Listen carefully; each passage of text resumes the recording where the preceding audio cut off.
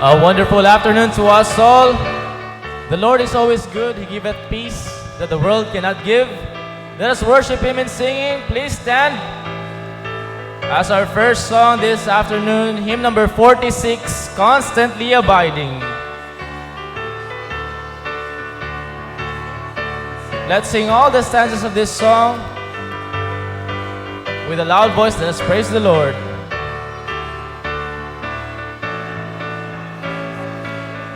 Ready on the first stanza, sing. There's a peace in my heart that the world never gave, a peace it cannot take away. Though the trials of life may surround like a cloud, I've a peace that has come there to stay. Constantly abiding, Jesus is mine. Constantly abiding, rapture divine. He never leaves me lonely, whispers oh so kind, I will never leave thee, Jesus is mine. All the world seemed to sing of your Savior and King, sweetly came to my heart. Troubles all fled away, and my night turned to day. Blessed Jesus, how glorious thou art.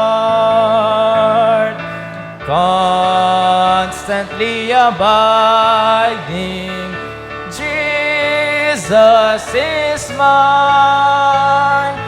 Constantly abiding, rapture divine.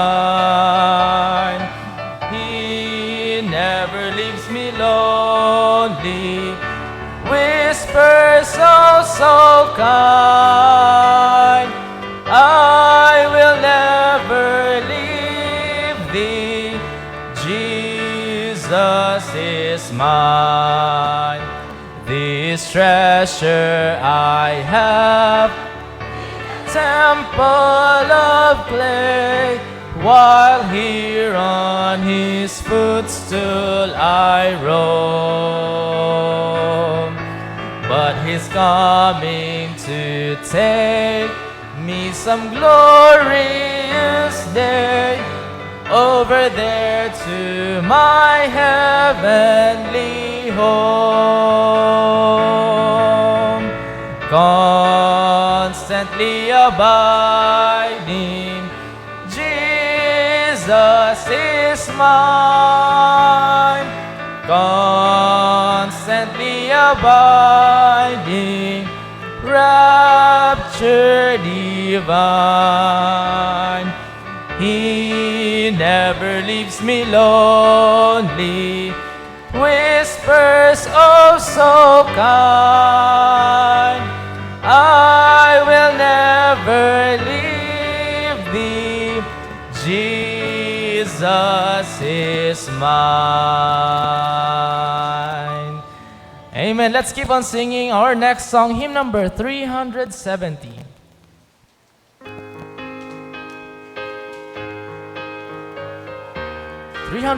is I Need Thee Every Hour. Once again, we'll be singing the whole song.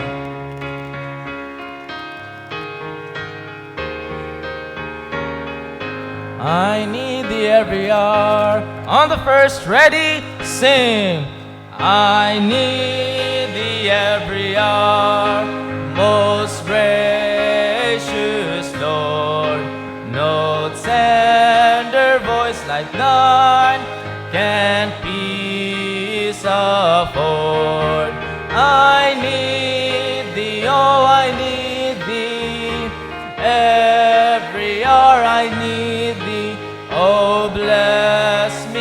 my Savior, I come to thee. I need thee every hour, stay thou nearby. Temptations lose their power when thou art nigh. I need thee, oh I need thee, every hour I need thee. Oh bless me now, my Savior, I come to thee. I need thee every hour, enjoy your pain. Come quickly and abide, or life is vain. I need thee, oh I need thee, every hour I need thee.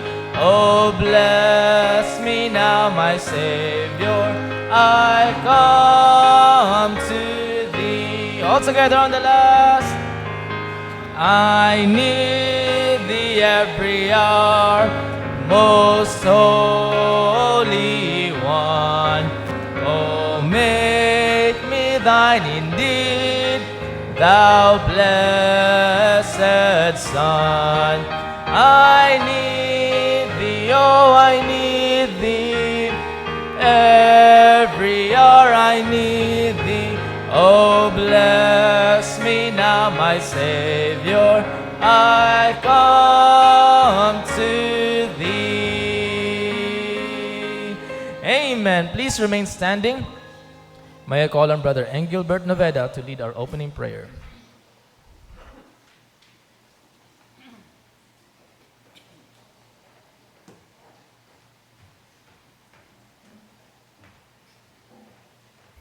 Let us pray. Our Heavenly Father, who is Almighty, Eternal, Gracious, Sovereign, and Holy God, we thank you, Lord, for this afternoon that you've given to us. Truly, Lord, you are full of grace and mercy. Thank you for each one of our brethren here that are gathered to hear your word. And bless also, Lord, the song of the choir, Lord. Forgive us, Lord, for our sins and shortcomings. All these things we pray in the mighty name of Jesus. Amen. Please be seated as the choir sings.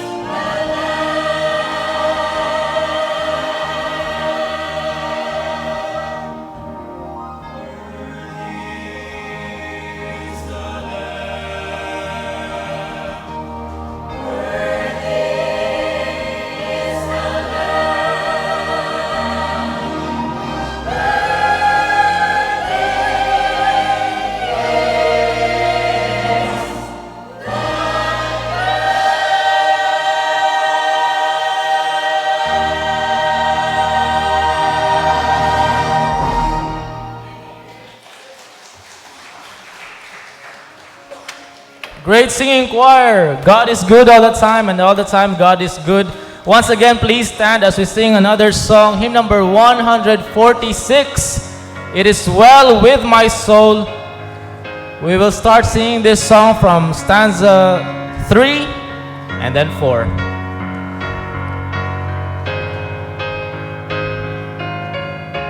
My sin, ready, sing. My sin, oh the bliss of this glorious thought. My sin, not in parts, but the whole is nailed to the cross, and I bear it no more. Praise the Lord, praise the Lord, oh my soul. It is well with my soul. It is well, it is well with my soul.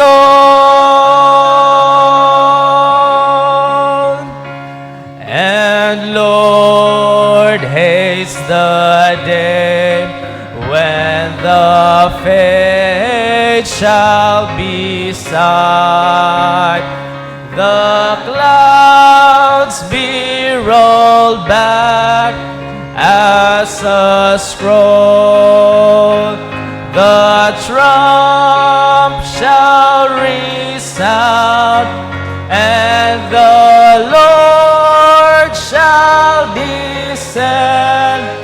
Even so, it is well with my soul. It is well with my soul. It is well, it is well with my soul. Praise the Lord for that wonderful singing. You may be seated.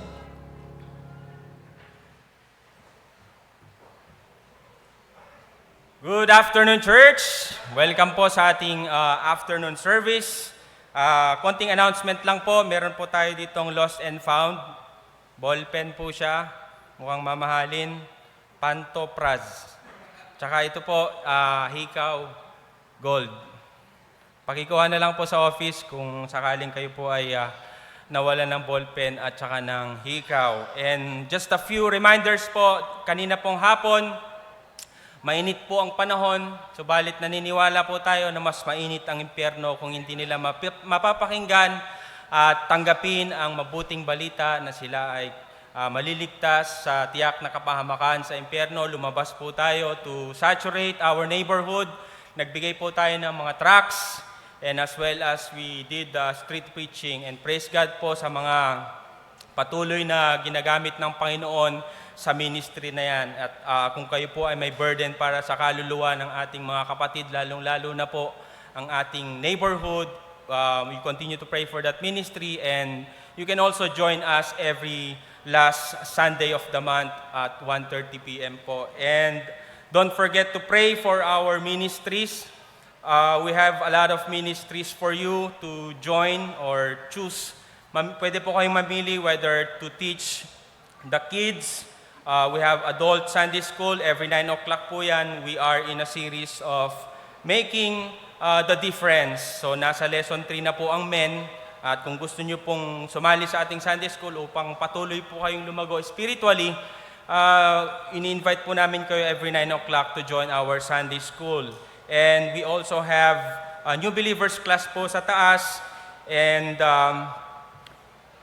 we also have Saturday extension classes, our good news classes po. Pwede din po kayong sumali sa ministry na yan, you can also reach out to Brother Liam or Ma'am Grace. And then, our upcoming activities po, katatapos lang po ng ating DVBS, and we praise God for over 1,200 children reached with the gospel story of salvation. Amen po ba? And out of that 1,200, 6 barangays po yan, we had 397 children and 52 parents who put their faith and trust in God. And I believe meron pong ilang parents kaninang umaga na nakasama po natin sa ating pananambahan. And as well as the kids po, marami pong bata kanina sa ating pong children's department. And also, announcement po sa ating upcoming Mother's Day. Next month na po yan, May 9. Gaganapin po ang ating Mothers and Daughters Banquet. May babayaran po sila na 300 per person. So, sign up now so we can prepare for you. Gaganapin po yan sa May 9. At may niluluto din po ang ating mga married men.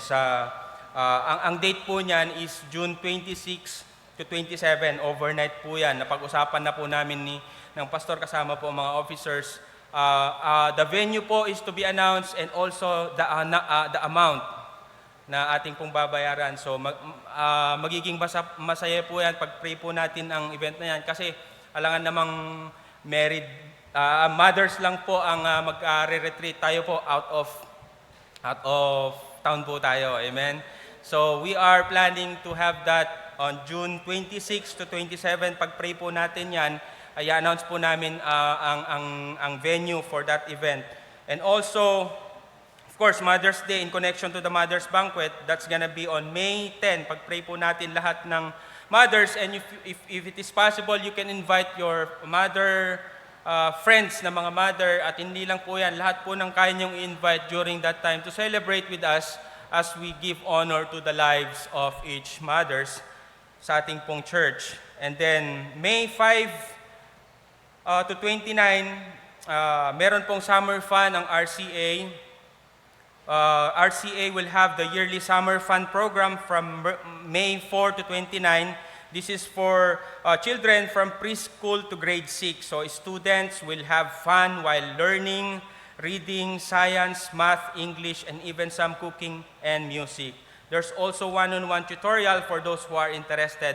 Please contact po Ma'am Sheena sa church, sa ating ang wife po ni Preacher Aljade.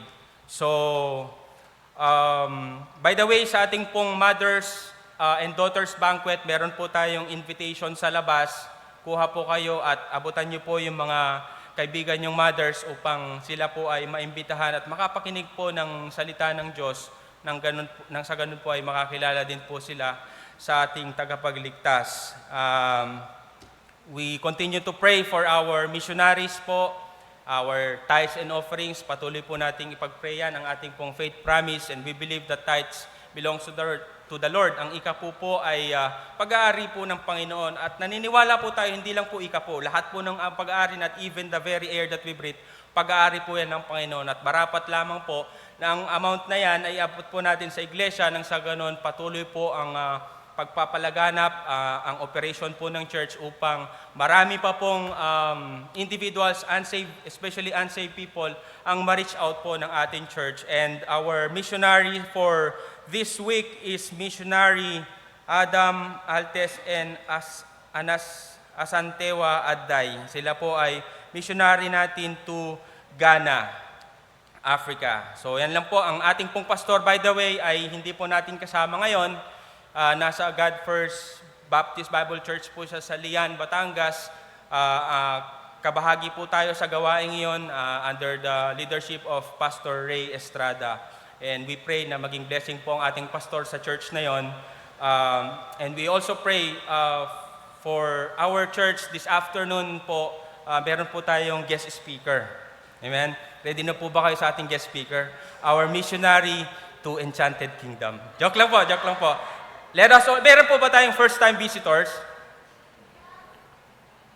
Kinagagalak po naming makasama kayo. Meron po ba tayong first-time visitors? If it's your first time ayaw po naming mamiss ang oras na ito upang kayo po ay makamayan.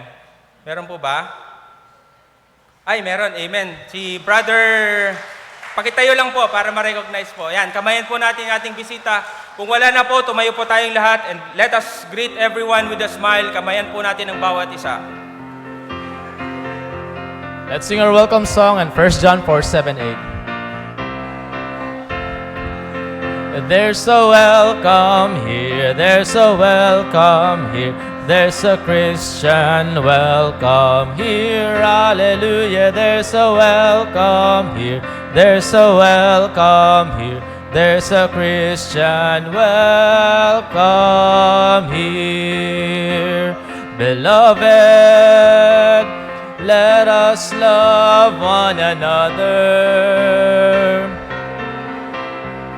For love is of God, and everyone that loveth is born of God, and knoweth God. He that loveth not, knoweth not God, for God is love. Beloved, let us love one another. 1 John 4:7-8. Manatili po muna tayo nakatayo. May I also call on the ushers. And may request Deacon Alex Cruz for our offertory prayer. Let's pray. Lord, we thank Thee once again for this time that we could come and praise You with our giving. As we worship You through our giving, we thank Thee, Lord, for blessing us abundantly. May You bless the gift and the giver. In Jesus' name we pray. Amen. Please be seated and let's listen to a special number to be rendered by Sister Cheska Medidas and Sheila Rivera.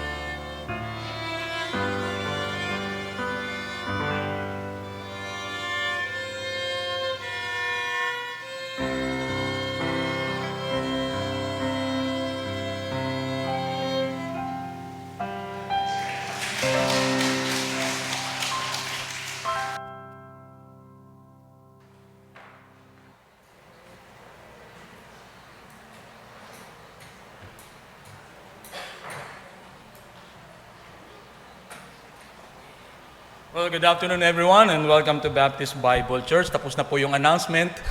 Hindi na po ako mag-a-announce. And I was asked by our pastor, sabi niya sa akin one time, Brother Ruben, ikaw mag-preach, wala ako sa 26. And I was staring at him and he said, akala ko binibiro ako. Totoo pala. So again, it's such a privilege to be able to stand behind this pulpit and be able to share the Word of God. Okay, let's all please stand up. And let's open our Bibles to the book of 1 Peter. 1 Peter. Kanina umaga, 1 Kings, Old Testament. Ngayon, 1 Peter tayo, New Testament po tayo. Chapter 2. 1 Peter chapter 2, verse 6. 1 Peter chapter 2, verse 6. Andun na po kayo? Okay, let's read. Wherefore it is contained in the Scripture, Behold, I lay in Zion a chief cornerstone, elect, precious, and he that believeth on him shall not be confounded. Let's pray. Father in heaven, Lord, we are so grateful for this time again to be able to be in thine house. Pray, O Lord, that you are going to bless this time as we study your word, and we discover things, Lord, from thy word that will be applicable to our lives. O Lord, we pray that you will bless this time. Speak to thy servant, O Lord, and may your name be glorified. In Christ's name we pray. Amen. Amen.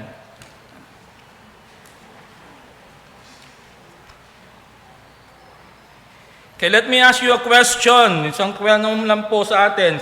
Lahat ng nandito sa loob ng building na ito, mag-isip kayo ng isang bagay na hawak nyo, maaring hawak nyo ngayon o nasa possession nyo, na itinuturing nyong isang napakahalagang bagay sa inyong buhay. Think of something that you consider to be of great value, something that you consider to be precious. Okay? Isip po tayo. Maybe for some, for others, we may be able to, when you consider things that are of great value or valuable, it means to say may halaga, mayroong monetary value. So meaning to say, maaaring ituring nyo yung isang property na pinamana sa inyo. Uy, galing sa mga ninuno mo yan. Maaaring yan ay napakahalaga sa iyo. At ipinagkaloob sa iyo, iingatan mo yan. Maaaring isang bahay, o kaya na pinaghirapan mo, o kaya ay sasakyan, na kung saan kahit mahal ang gasolina, mahal na mahal mo at gusto mong ikot ka ng ikot sa Metro Manila. Okay? So may mga bagay tayong tinuturing, we consider those things as valuable. But ladies and gentlemen, not only rich people do have things that are valuable. Also, ordinary people, even poor people, have something that they hang on and have it, consider it as valuable in their lives. Okay, mag-isip naman tayo, tayong mga Pilipino, mga senti tayo di ba? Sentimental. Okay, merong maaaring sa inyo, may tinuturing kayong napakahalaga sa inyong bagay. Maaaring ito yung first love letter na natanggap mo.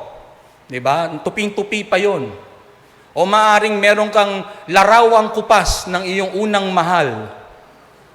Okay, those are things that do not mean for others maybe for others may be of not of great value, but to you it is of great value. If you travel to the north, especially napunta ako noon sa Pangasinan you will see yung mga houses nila, although kahit na bahay kubo yan o nipa, pero kapag ka napagtapos nila yung kanilang anak sa pag-aaral, nakapost doon sa bahay nila, anuman kurso ang natapos ng anak nila because they value so much education. And dun sa lugar na yun, nakapunta na po ba kayo? Taga-Norte. Sino yung mga taga-Norte? Totoo po ba yun? Di ba? Nakakita na po kayo noon. Dun sa Pangasinan, pag umuwi kami, nakikita ko dun sa bahay nila. Nung bata pa kami, nakikita ko kahit na gaano kaliit o ano kasimple yung bahay. Pero binalagay nila yung kung ano yung natapos ng anak nila. Kung yan ay accountant, kung yan ay teacher, kung siya ay nurse, they value so much that education that they have gained. Okay? For some, maybe it's not that much, but for them, it means so much that they would always hang it and be proud of it. Okay? So kayo mga graduate ngayon, yung mga kabataan namin, yung YP, mga DABAR cards ko, nag-graduate, we always praise the Lord that you were able to finish and also take time to thank your parents for always being there and sending you to school to give you a better education. Okay, good education. So pasalamatan po natin sila. Okay? So those are things that we consider valuable, whether anumang bagay yan. Okay? In the Bible, we also have things that we could consider to be of great value. And we will be able to discover that in this book, 1 Peter. Maraming isinulat dito that things that we can consider as valuable and we as Christians should hold it with tenacity because it is easily driven away by things around us. Maaaring mawala itong mga bagay na ito. Para kang bata na kung saan aagawan mo ng laruan o ng candy. Basta't lang mawawala. Nakakita na ba kayo ng batang inagawan ng laruan o candy? Walang kalaban-laban kasi bakit? Hindi nila iningatan yung bagay na inahawakan nila. But we are encouraged by the Word of God to take hold on all these precious things, possessions that the Lord has given us. And we will discover them. 5 po yan, pag-aaralan po natin ngayong hapon na ito. Number 1, we just read from 1 Peter chapter 2. By the way, 1 Peter is an epistle written by Apostle Peter to the Christians that were scattered abroad. Okay, nakakalat po yan. And you can find that in chapter 1. Okay, chapter 1 verse 1, to give just a brief background po nitong 1 Peter. Na Peter, an apostle of Jesus Christ, to the strangers scattered throughout Pontus, Galatia, Cappadocia, Asia, and Bithynia. So these are primary, ang nasa isipan ni Apostle Peter ay sulatan itong mga Jews that are persecuted and are scattered. However, in chapter 2, meron ding talata dito na nagsasabi, maybe in chapter 2, verse 10, maybe also there are people that Gentiles that were saved during this time, and because they placed their faith and trust in the Lord Jesus Christ, they also experience persecution. Verse 10, which in time past were not a people, but now are the people of God, which had not obtained mercy, but now have obtained mercy. Speaking of people that maybe they are not the chosen people of God, but because of their faith in Jesus Christ, they have become His children, and also they suffered persecution. Okay? So number 1, so ito pong 1 Peter na ito, ang 1 Peter po, ang background po na ito ay sinula sa mga Kristiyano that are scattered because of their faith and they are persecuted, and Peter is encouraging them how to behave themselves, how to be able to conduct themselves even in times of trials and persecution. Ganun po ang pinaka-essence nitong book na ito. At we are also encouraged, he is also encouraging things that they have to hold on because, again, as I've said, they are easily taken off by this word. And one thing, yun po yung number 1 natin pag-aaralan in verse 6.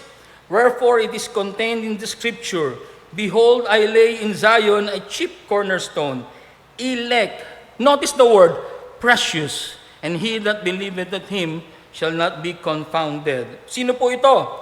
This is talking of somebody because he is the chief cornerstone, elect, and he that believeth on him. Sino po yan? In Ephesians chapter 2, verse 20, binigyan po ng pangalan yan ni Apostle Paul kung sino po yan. Ephesians chapter 2.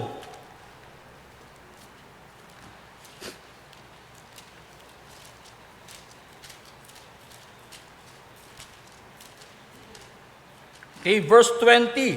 Ang sabi doon, and are built upon the foundation of the apostles and the prophets, Jesus Christ Himself being the chief cornerstone. Number one, we have this great possession that we have. Jesus Christ is precious. Amen? Amen. He is so precious. Kailangan po ba natin i-memorize yan? Siya ay talagang napakahalaga sa atin. Yung mga kinanta natin kanina, if you are going to listen to the words, I need thee every hour. And indeed, we need the Lord every hour. Every hour of our lives, we need Him. He is constantly abiding.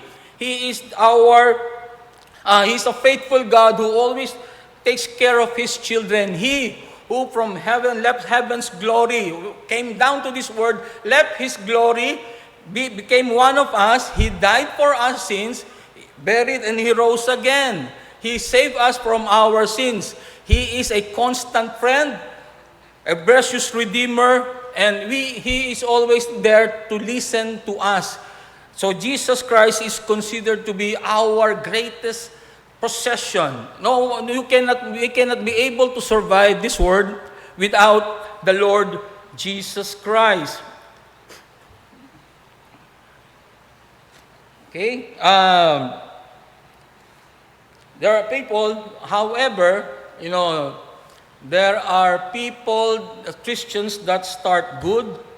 Along the way, along the way, sasablay, pero manahon balik, and that is good.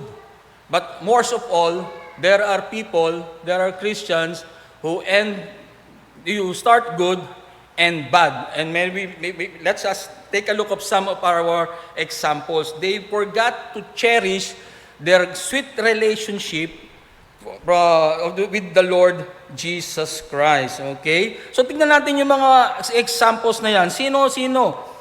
Okay? Napabayaan yung napakahalaga relasyon na yan at kinuha. May mga bagay na humadlang na magitan sa kanila. Remember that first time that you got saved? Everything was so happy. Everything was okay. You love the Lord. You love His work. You always spend time with Him. But as the years go by, it seems that everything is just ritual, ordinary, paulit-ulit lang. And we lose the passion to taking Jesus Christ seriously in our lives, taking care of that precious possession that we have. Okay, parang katulad ng pag ikaw ay bagong kasal. Yung mga bagong kasal dito, naalala nyo ba yung mga bagong kasal o yung mga dating may asawa, yung tayo mga matagal na. Okay, nung nanliligaw pa kayo, lagi mo sinasabi, girlfriend ko. O pag kinasal mo, misis ko. Paglipas ng panahon, dalian mo, sino yun? Yung miss ko nasa likod, naiwan na. Hindi na ganun ka-sweet. Dati, hawak-hawak mo pa yung bag. Pag sinundo mo, ngayon, bit-bit niya lahat ng maleta. Ikaw naglalakad, yung lalaki, ha? Kaya tayo mga lalaki, ha? Mamahalin natin yung mga asawa natin, ha? Amen ba? O, sige, ipalista nyo sila sa mother and daughter's banquet, okay? Amen? O, mamaya, hanapin nyo na si Sister Carol, ha? O, huwag niyong kalilimutan yan. 300 lang yan, ha? Per head. Okay. Side story lang po yan. Okay, ganun din. Just like the same. And there are people, examples that we can read from the Bible, that they did not forget to cherish their sweet relationship with the Lord. Let us look, for instance, Revelation chapter 2, verses 1 to 4. Revelation. It is a letter to the 7 churches. At alam natin yan, unang-unang binanggit yung church at Ephesus. Okay? Ano ang characteristic nitong church at Ephesus na ito? Unto the angel, if you are there, Revelation chapter 2, verse 1, unto the angel of the church at Ephesus write, this thing saith he that holdeth the 7 stars in his right hand, who walketh in the midst of the 7 golden candlesticks. I know thy works, and thy labor, and thy patience, and how canst thou bear them which are evil, and hast tried them which say they are apostles, and are not, and found them liars, and hast patience, and for my name's sake have labored, and hast not fainted. One thing, nevertheless, I have somewhat against thee, because thou hast left thy first love. Here's a church, a dynamic church, a church that is doctrinally correct, everything okay. They cannot withstand the liars and everything. They know how to, they labor really very hard for the Lord. Ministry, very good sila. But then, one thing is lacking. They have left their first love.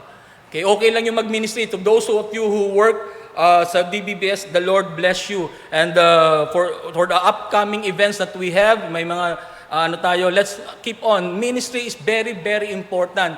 But it should come secondarily to our relationship with Jesus Christ. Kinakailangan, una muna siya. He should have the preeminence. Then, next, also another example. Another example in Luke. Okay, so ministry, okay siya, pero mas mahalaga yun muna yung relasyon natin sa Panginoon.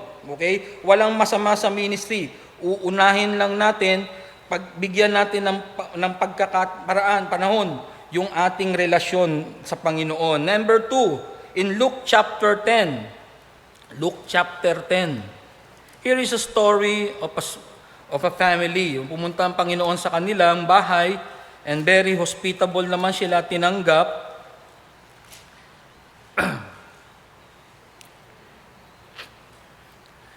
Okay, Luke chapter 10, verse 38. Okay, this is a story about Martha and Mary. You know the story very well.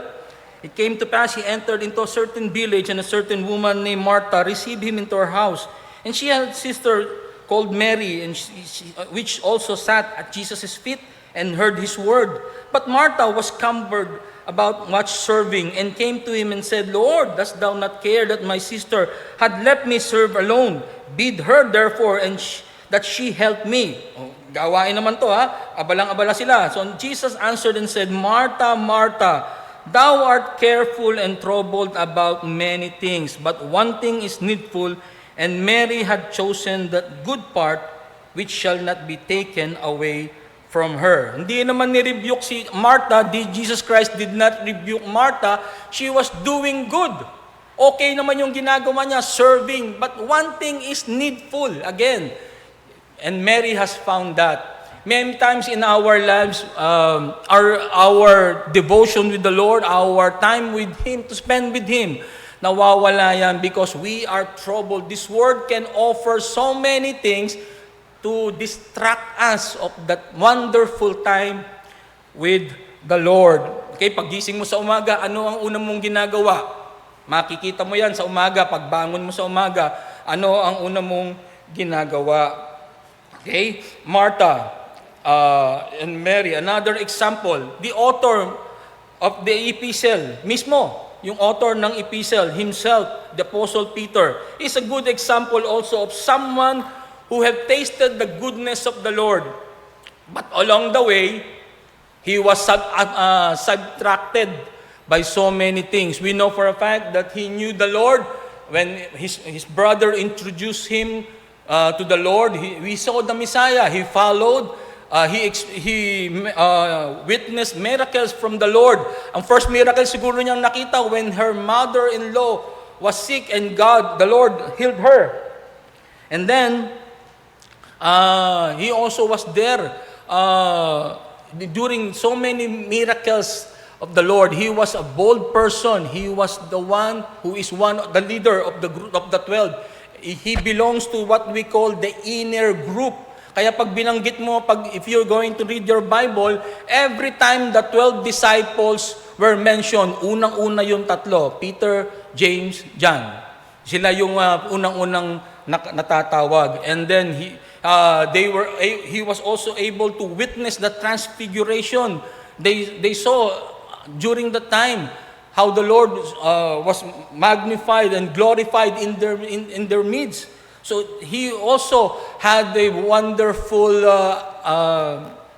time dun sa kanyang when he was able to utter words na commend ni Jesus Christ. He was a bold person. Leader nga siya eh.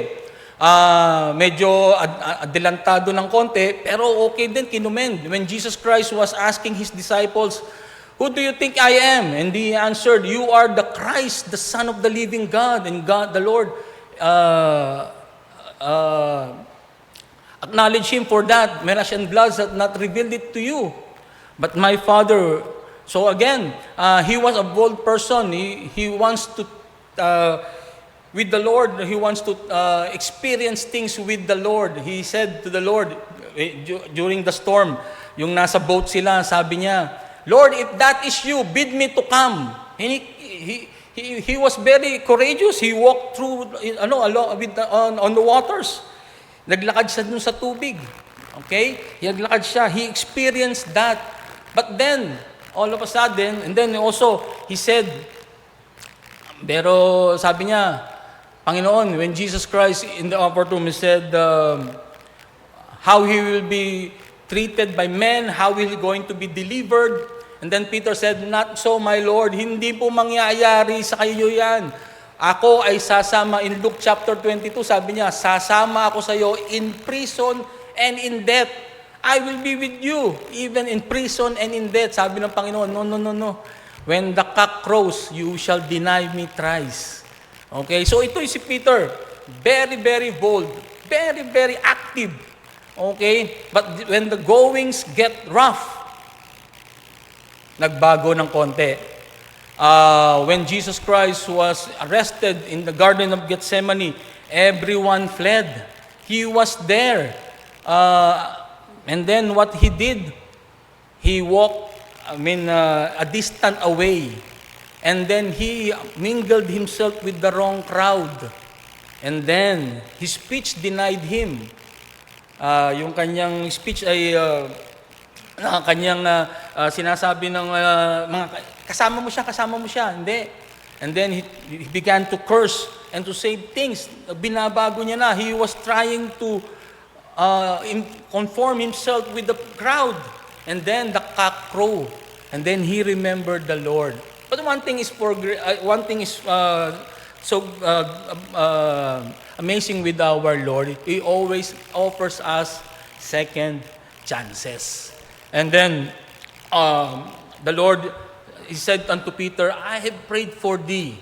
When thou art converted, strengthen thy brethren." And now he wrote this epistle. He said that the Lord Jesus Christ, the chief cornerstone, is precious. And He even, because of that, He even laid down His life for the cause of Christ. So many people, they start good, and along the way, they stumble, but they get back on their feet. Meron naman ding iba, medyo they start good, they end bad. They have really forsaken the Lord. Look at me in Colossians chapter 4, verse 14, Philemon 1:24. Okay? Merong isang tao di man dito, and we know for a fact, in 2 Timothy, binanggit na siya. Pero tignan natin, Colossians chapter 4.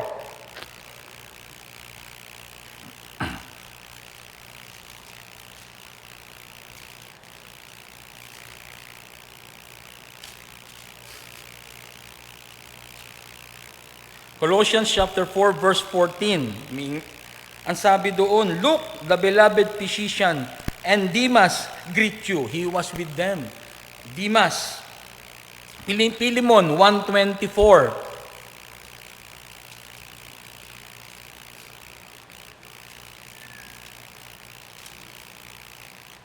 Ano ang sabi pagkaka-describe dito kay Demas? Marcus, Aristarchus, Demas. Lucas, my fellow laborers. He was with Paul. He was there. But then, they started good, ended bad. In 2 Timothy,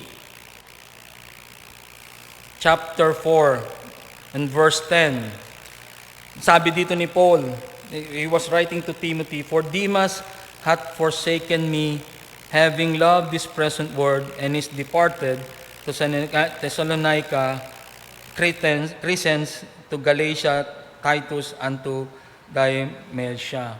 Okay? So we can see here a person who had forgotten the Lord, and he left the Lord and moved to other places, having loved this present world.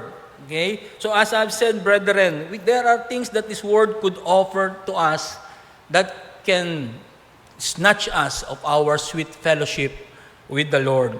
So let us always be in prayer. Hold on to our relationship with the Lord Jesus Christ. Hold it dear with our hearts. Let's spend time reading His Word, communicating with Him, doing the things that He loves, participating in the works that He loves to do. Soul winning, living for right for Him, magnifying Him in our lives. Let us consider also that great possession that we have in Jesus Christ. Second, precious possession that we have in 1 Peter, going back again to 1 Peter, chapter 1. 1 Peter.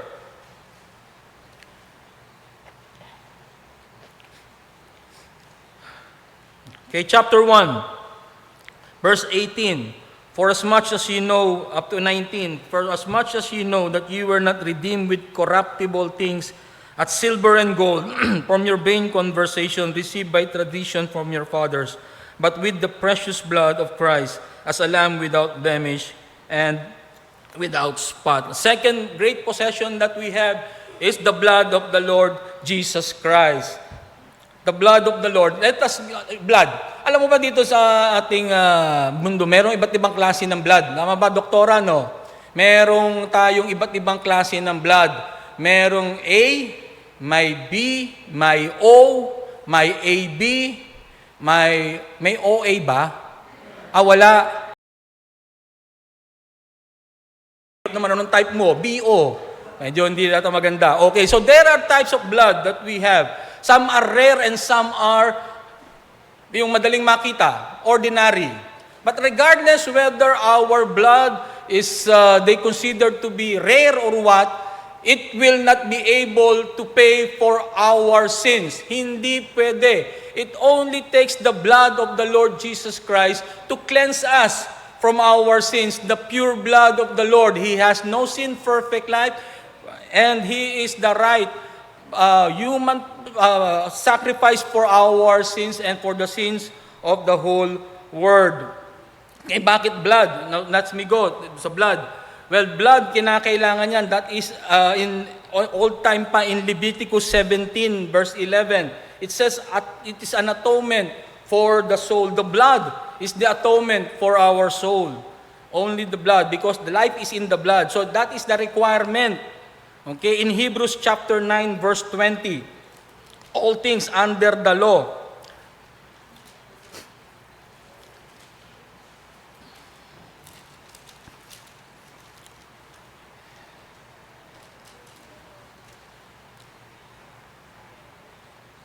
Hebrews 9:22. And almost all things are by the law purged with blood, and without shedding of blood is no remission of sin. Without shedding of blood, it is no remission of sin. So Jesus Christ has to die, and He has to die to bleed. Kailangan may dugong lalabas dahil yung dugo, yun ang ating panghuhugas ng kasalanan ng sanlibutan. Pwedeng mamatay ang Panginoon lang ng sakalin or whatever, pero hindi yun ang kinakailangan. Ang kinakailangan ay ang dugo niyang banal na tumagas sa kanyang katawan upang ito ay maging sapat ng pag-alay o pagkabayaran sa kasalanan ng sanlibutan. That is why in John chapter 19 verse 34, when a certain soldier using a spear pierced his side, there came out blood and water. Meaning to say, every drop of blood in his body, He offered it for our sins. Wala nang natira. Lahat binuhos niya. Ang the average capacity ng isang human person is about 5 liters ng blood. Tama ba, doktora? 5 liters yan. At imagine niyo yung 5 liters na yon ay lahat yun ay tumagas doon sa krus ng Kalbaryo at yun ay naging pambayad sa ating mga kasalanan. Now, we sing the song, "There is power in the blood." Gaano ba kapangyarihan? How powerful is the blood? Well, a single drop of the blood can snatch a soul from hell. A soul from hell. Ang isang patak lang nun. Very powerful. Para kunin ng isang taong makasalanan papuntang impyerno kung tatanggapin niya ang hinahandog na kaligtasan ng ating Panginoon, mapupunta siya from impyerno to langit. Ganyan kakapangyarihan yung dugo na yan. At just imagine, yung dugo na yan, once that you receive the Lord Jesus Christ as your personal Savior, that blood now flows through our veins. Nananalaytay ngayon yan sa ating mga katawan. Nananalaytay. So, napakapangyarihan yan. That is because meron tayong kapangyarihan ngayon dahil sa banal na dugo na yan ng Panginoon. Going back to 1 Peter. Okay? Talking about the precious blood. How powerful it is. It can snatch a soul from hell, and it can also allow a believer to live holy lives. In verse 1 Peter chapter 1 in verse 15 and 16, "But as it is he that hath called you is holy, so be ye holy in all manner of conversation, because it is written, I am holy. Be ye holy, for I am holy." The blood, di ba, sa mga magulang. Okay, para matrace mo kung tama, yung tinatawag na lukso ng dugo. Paano mo daw nalalaman ng isang tao, anak mo, may lukso daw ng dugo. And sometimes you can be able to trace. Di ba, yung halimbawa, gusto mong malaman kung yan ay talaga mong tunay na anak o hindi, makikita sa bloodline, yung DNA. DNA niyan, makikita mo. Makikita mo siya. And kung ikaw yung tunay na magulang niya. Okay? And then, because we accepted the Lord Jesus Christ as personal Lord and Savior, His blood now flows in our veins. And we can have the victory to be able to say no to sin, to be able to live holy lives because nasa DNA na natin yung banal na dugo ng Panginoon. Jesus Christ is holy, so He wants us to be holy just like He is holy. So yan po yung kapangyarihan na yan. Kaya nga, kabigibigan, kapatid, kung ikaw sa panahon ngayon ay nanlulupaypay sa iyong pananampalataya, maybe you are defeated always in your Christian life. Let me encourage you, the blood that flows in your vein is powerful that you can be able to say no to sin and live a godly life. Okay, you repent, be right with God, and let the Lord, the Holy Spirit flow through you. And with the blood that is in our bodies, the precious blood of the Lord, which He shed on the cross of Calvary, we can live holy lives and we can bring honor and glory to His name. 1 Corinthians chapter 6.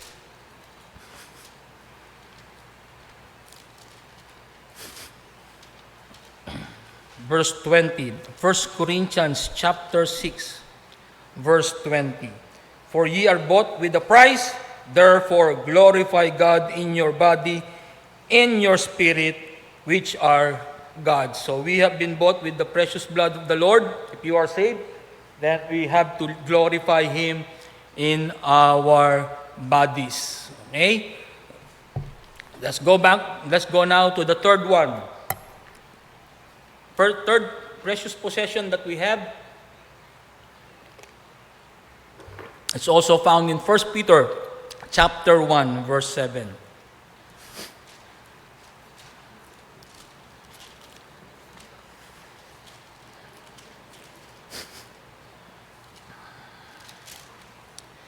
"That the trial of your faith, being much more precious than gold that perisheth, though it be tried with fire, might be found unto praise and honor and glory at the appearing of Jesus Christ."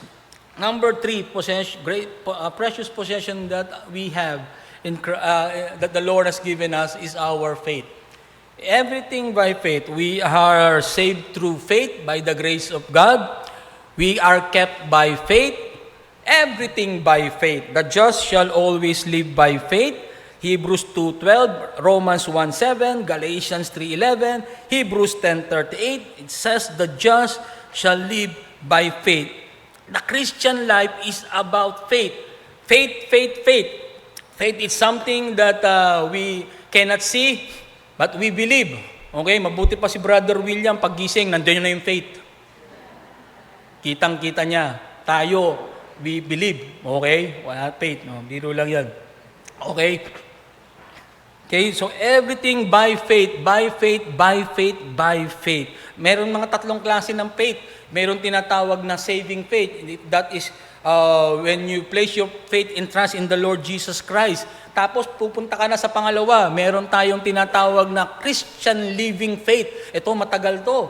Habang nabubuhay ka sa kristyanong buhay mo, nandiyan dyan lagi yung pananampalataya. Okay, and then we go to pag sinabi namang the faith. It means in Jude chapter, in the verse 1:3, it is the fundamental core beliefs that what we believe, that yung faith na yan, the faith, we have to contend with that. Okay?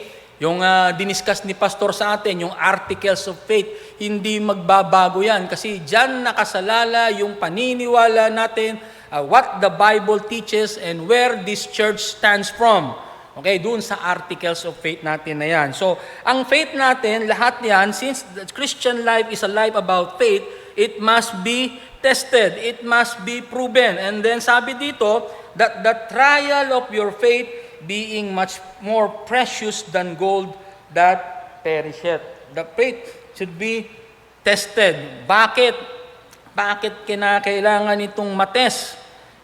Well, background nga pala, when faith is tested, hindi dapat tayo nabibigla, uy, bakit ganito? Bakit ganyan?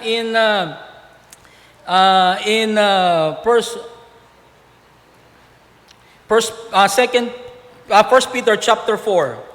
First Peter chapter 4, verse 12. Okay? Ang sabi doon, Beloved, think it not strange concerning the fiery trial which is to try you, as though some strange thing happened unto you. When we become a Christian, expect that our faith will always be tested. Huwag tayong mabibigla, uy, bakit nagkaganito ako? Kristiyano ko. No, no, no. Our faith will always be tested. And if you are going to notice from the verse that we read, the fiery trial. And then, dun sa binasa natin kanina, the trial of your faith, tried with fire. Well, during 1 Peter was written about 60 AD, during the time Roman Emperor Nero. And he was mad at the Christians. Talaga naman, yung kanilang paniniwala ay talaga namang galit na galit siya sa mga Kristiyano. And what he did, pag nakakuha siya ng Kristiyano, ginagawa niyang kandila doon sa kanyang garden. According to some accounts, that he was able to put Christians on a stake and burn them in the garden. And then at night, kaya nakikita nila yan. Kaya ang sabi dito ni Peter, the fiery trial. Literal na binanggit niya dito, fiery trial talaga. Christians during those days are really running for their lives and they are really being persecuted because of their faith. Dito sa atin ngayon, sa panahon natin, hindi ganyan. We have the liberty that we can be able to gather together. We have the freedom of religion dito sa ating bansa. And we praise the Lord for that. If you are going to recall some of the testimonies of the missionaries that we have, they gather, just like dito, sa maliit lang na lugar. And when they sing, tayo, dapat pag kumanta tayo ng ating hymnal song, yung ating mga songs, dapat malakas eh. Sa kanila, mahina lang. Praise the Lord, Praise the Lord, let the people rejoice. Malila lang kasi maririnig. Tapos pag merong dumating daw, di ba narinig natin, nakala ko nagbibiro, totoo pala. Magbabago ang tono, happy birthday to you. Pero mo yung every service na naririnig nila, lagi may birthday celebration. Because of the faith they have, they still continue worshiping the Lord in spite of the hardship that they encounter.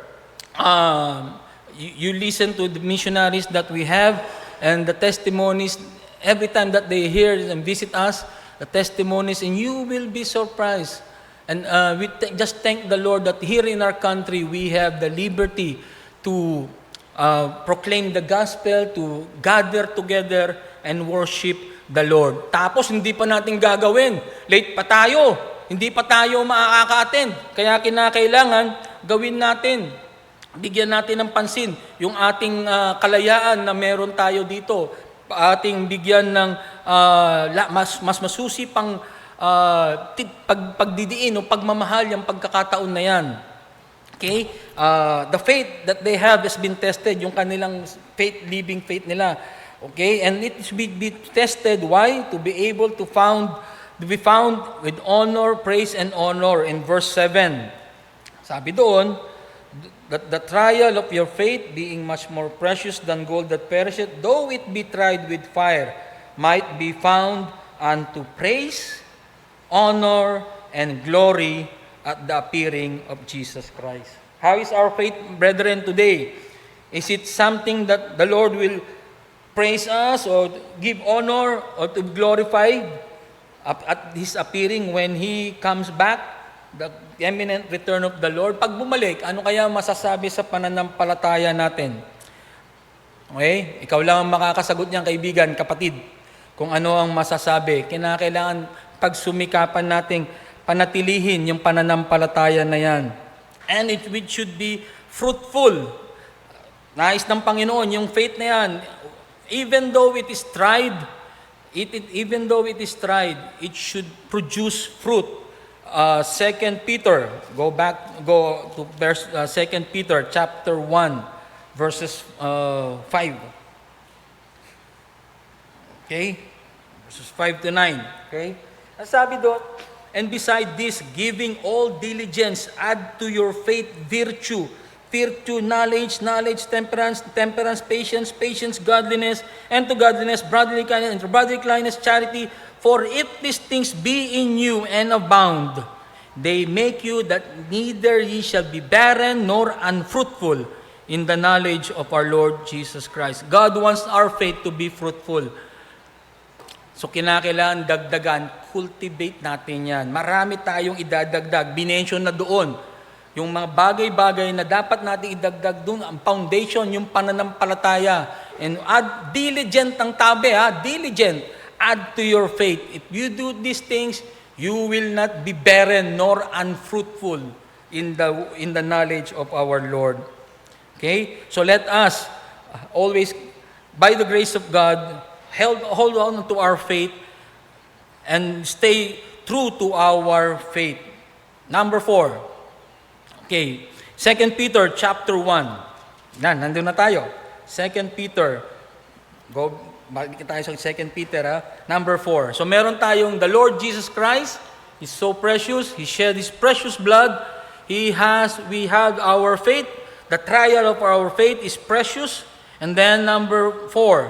2 Peter chapter 1, verse 3 to 4. According as the divine power has given unto us all things that pertain unto life and godliness, through the knowledge of Him that has called out to glory and virtue, whereby are given unto us exceeding great and precious promises.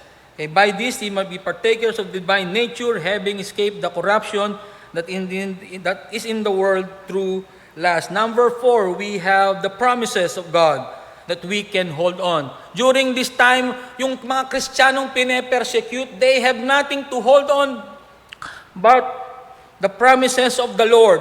If you are going to read accounts of the martyrs, book of martyrs, you will be able to see that even though they are allowed you to recant their faith, they will not do because they know that one day they will be the promise of the Lord that though this body will perish, they will live again. And that is a promise of the Lord. We have so many promises in the Word pertaining to life and godliness. Ibig sabihin, may mga pangako ang Diyos magagamit mo sa pang-araw-araw mong buhay para makasurvive dito sa buhay na ito. Marami sa panahon natin ngayon, na mataas ang bilihin, lahat hindi mo alam. Maybe some of you have so many things, yung mga bagay-bagay na troubling us, iniisip natin, the promises of God are always there for us. In life, and also pertains to life and also to godliness. Not only physical life, but also is for our Christian walk, the Lord has also given us promises that we can live victoriously in our Christian life, that we can be able to bring honor and glory to our Lord Jesus Christ. That pertains. Promises. Ang alam lang natin, I will never leave thee nor forsake. Very, common yan. Baka alam lang natin, I can do all things through Christ which strengthen me. Malamang yan. Ayan lang. Maraming mga bukod po doon. Mapakarami pong mga pangako ang Panginoon na ibinigay niya. Saliksikin lang natin dito sa kanyang salita. At makikita mo yan. You can experience joy, peace, love. If you need wisdom, let Him ask of God. God will give you wisdom. Direction, ang Panginoon ang bahala sa iyo. Sa lahat ng bagay pertaining to life and godliness, we have so many promises from the Word of God. Okay? Yung promises na yan, hindi lang great, exceedingly great. Beyond our comprehension. Hindi mo maisip lahat ng pangako ng Panginoon. Nandiyan dyan. Claim mo lang yan, panalangin mo, and the Lord is always faithful in fulfilling all His promises. Okay? Then last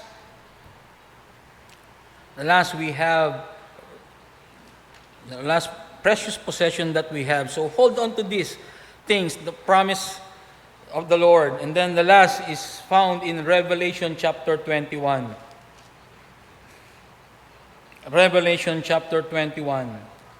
May reference din yan sa 2 Peter chapter 3 verse 13. It mentions the day of the Lord and the new heaven and the new earth. Revelation 21 verse 10 to 11. And He carried me away in the Spirit to a great and high mountain, and shewed me that great city, the holy Jerusalem, descending out of heaven from God, having the glory of God, and her light was like a stone, most precious, even like jasper stone, clear as crystal. 2 Peter chapter 3.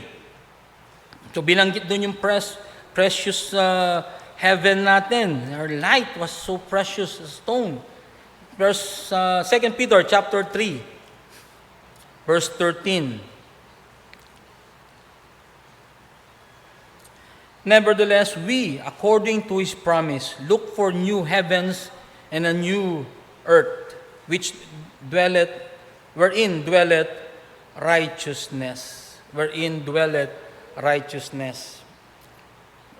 The last precious possession that the Lord has given us is the promise of heaven. Heaven. Itong mga tao na nasa 2 Peter, they are looking for a city not made with hands. Though they were persecuted, and though they encounter hardship in their lives, still, one thing is in their mind, these things will pass away. I am not from this world, and my home is in heaven. Okay? What makes heaven so precious? It's not because of the pearly gates or the streets of gold. Well, maybe it's not also the relatives or the loved ones that have gone before us. It's not about the mansion where we're going to live in. What makes heaven so precious is we will be with the Lord forever. we will be with the Lord forever. For people who are experiencing during this time, the people that are in during when Peter was writing this epistle, those people lost their lives, and even during their time, they did not recant their faith in the Lord Jesus Christ. They knew for a fact their faith did not waver. They know for a fact that one day, when this life is over, one last breath here, the next breath will be in heaven. So my friend, let us hold on to these things that God has given us, precious possessions that we have. The Lord Jesus Christ, who shed His precious blood, our trial of our faith, His promises, and joy of being someday we will be with the Lord forever. My friend, if you are here and you do not know Jesus Christ as Lord, personal Lord and Savior, He shed His precious blood. By your faith, through faith in what He did on the cross, He will be able to forgive you for your sins, and He promised you eternal life, and you will be with Him to be with Him in heaven. And for us who are here, let us take hold on the things that God has given us. Let us hold on to these things.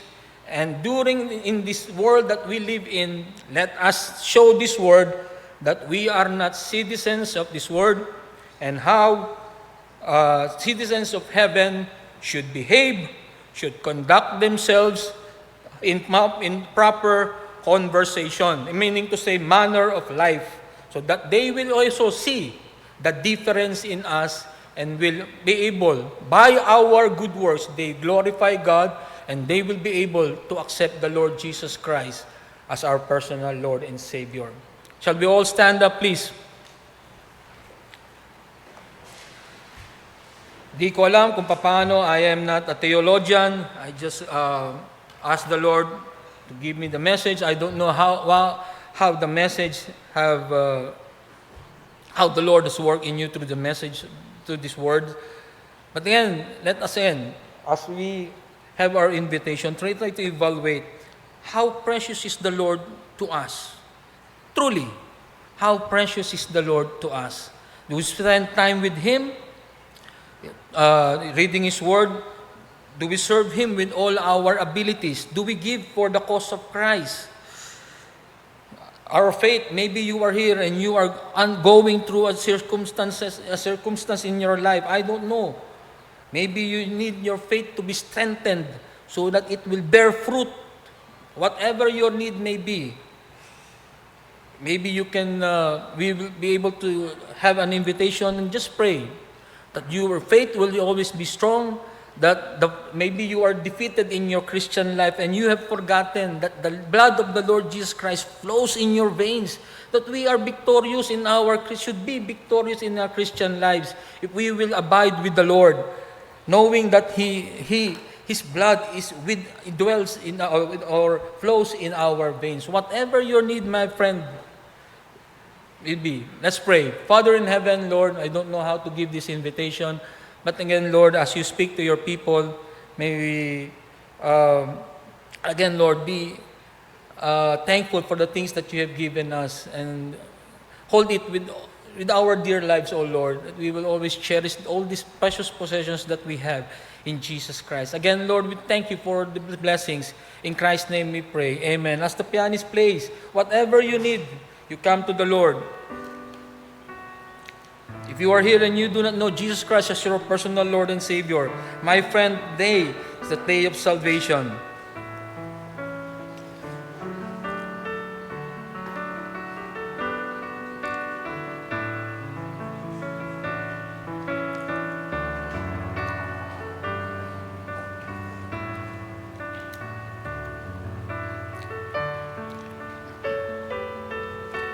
Are you undergoing testing of your faith? Pray that the Lord use for help, for guidance, wisdom. Do you claim the promises of the Lord in your word, in His word? Whatever your need may be, you can pray in your in your pews, that's fine. Whatever it is, my friend, hold on to these things that we have been entrusted with. The precious possessions that we have. Remember all those things. The Lord Jesus Christ, His precious blood, the trials of our faith, the promises of God, and heaven. These things, simple, but they mean a lot. The Christians during the time that they were persecuted, hold on to these things. And right now, we are also encouraged to hold on to these things.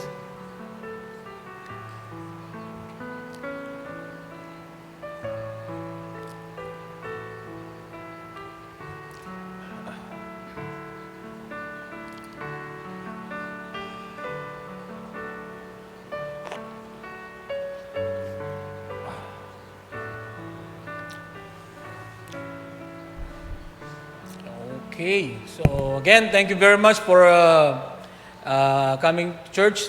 Going to be a wonderful week ahead. Pray that the Lord will continue to bless us and be able to be a blessing to somebody. Share your faith. Then see you again on the next appointed time. Okay, as we are dismissed, let's recall si Brother Mon, may hirapan eh. Pakiasin mo si Brother Mon. Ayan, okay.